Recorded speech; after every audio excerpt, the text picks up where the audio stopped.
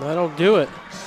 And the clock will wind down. Your final score, Penn Hills 31, Kiski area 13.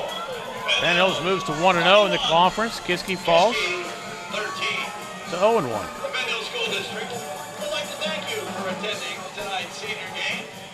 And as always, remind you to drive home.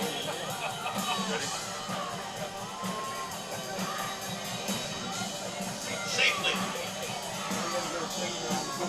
We kind of gather our thoughts here, RJ. Yep. On this game. And we'll mention Kiski will host North Hills next Friday night, their home opener. And Penn Hills will be here next week to take on Pine Richland. So a game of defense, and it was 11-6 at halftime. Penn Hills scored on a 62-yard catch and run by Noel Roach. The pass from Julian Duggar.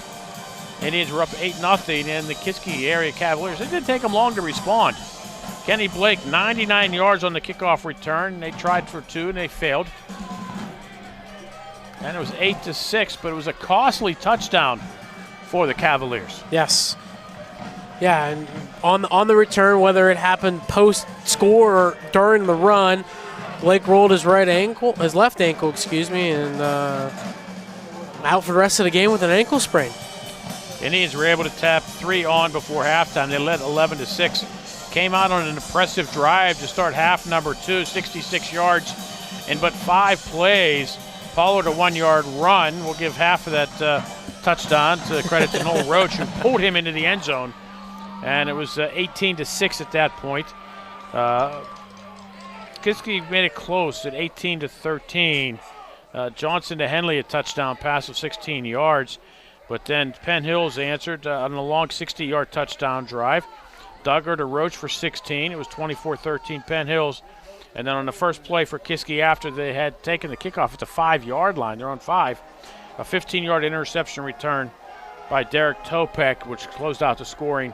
31-13 is your final. Yeah, and it was, besides that last 4 minutes of the game, it was a defensive struggle between both teams. Early lead for Penn Hills, but Kiski stood strong, and Kiski, after losing Blake, even before that, wasn't able to really get anything going. Didn't have a first down until the second half. Finished the night with 8 total first downs in the end, but it was a good win, a good defensive win for Penn Hills. Got some things to clean up. I had, on the night, 11 penalties for 98 yards. You're talking some miscue snaps where the center doesn't snap it when the rest of the line and the rest of the offense is going. You have a couple unnecessary holding and blocking the backs. So overall, some things to clean up. You had the onside kick that was fumbled and recovered by Kiski. So some things to tidy up here and there, but overall a good win. You saw the quarterback play out of Julian Duggar. I have him 13 for 24, 198 with 2 touchdowns. Also on the night, he had 12 rushes for 44 yards.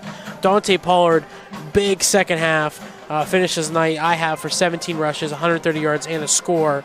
So overall, a good team win by the Indians and able to get that first section conference win before the big matchup next week against the top team right now in the conference in the Pine Richland Rams. I was going to say, the Indians don't really have a lot of time to enjoy this one because when they wake up tomorrow, it's Pine Richland week. Yes, and haven't had to face, not say that level of team, but Pine Richland, a former 6A team for several years, and wouldn't be surprised in 2 years they're back up at 6A. But right. That's that kind of team, and they have a standard. Pine Richland has that standard where it's all or nothing all the time. I know all these teams do, but it seems like Pine Richland's a little different, and they prepare next week. And the way this defense is played, they played well last week. They just got burned a little bit on a couple big runs by Deontay Williams of Woodland Hills, and Woodland Hills looks to be back again after last night's victory over North Hills. But gather yourself, enjoy it while you can, like you mentioned, and then you're on to the Rams for next week. Yeah, well, the Indians did open up against a 6A team, the North Allegheny Tigers.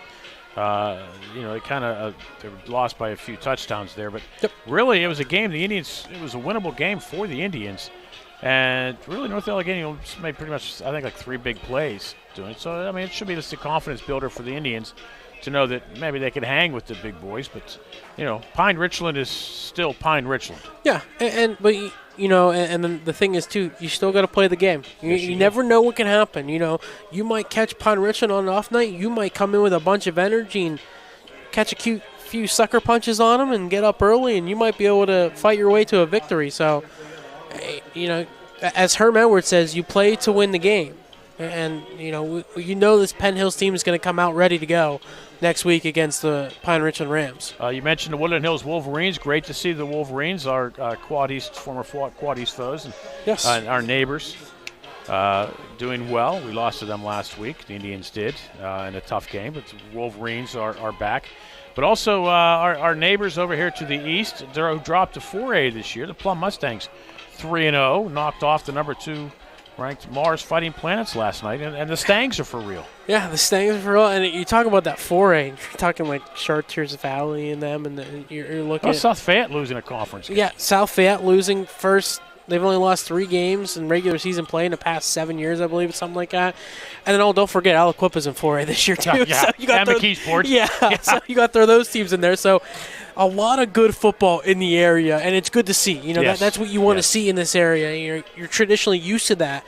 The powerhouses, the Woodland Hills, the Penn Hills, McKeesport, all of them being successful. Well, they're starting to look like it again this year. Well, RJ, hopefully you'll be able to make it back out again next week. I'll enjoy it. It's always a pleasure. It's just great to have you on board. As mentioned, tonight's contest here on the Trib Live High School Sports Network is brought to you by Mr. Water Heater, Premier Medical, You Pool and Pay, Penn Hill Shop and Save, Seton Hill University, Excella Health, United States Air Force Reserve, California University of Pennsylvania, Crease Transportation, Carlow University, Comfort Keepers, and, of course, by Trib Total Media. That'll do it from here at Uhas McGinley Stadium for my broadcast partner, RJ Licey. It's been a long night, RJ. It's been a long night. And our cameraman, Helen, did a great job as always tonight. I'm Bill Navari. Thank you all for watching Penn Hills Indians football and the Kiski Cavaliers here on the Trib Live High School Sports Network.